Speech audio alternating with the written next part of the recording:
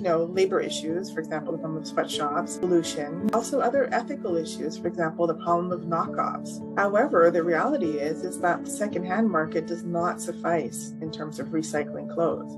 Most of those clothes, or a large portion of them, end up in landfill. The book that we're looking at is Fashionopolis by the journalist Dana Thomas. And what I like about the book is the last 2/3 of the book's really looking at solutions.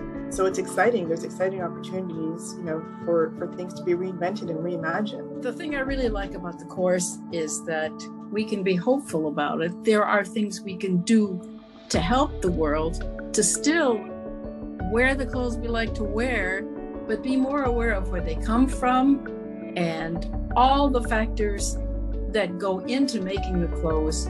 So I think whoever is interested in making the world a better place for the next few generations should be interested in taking this course. You have the core book, but I chose the complementary readings or the supplementary readings to sort of add dimensions to the book, where there is going to be material around which we can have, interesting discussions. So I think this course would be interesting for anyone interested in how to improve the fashion industry.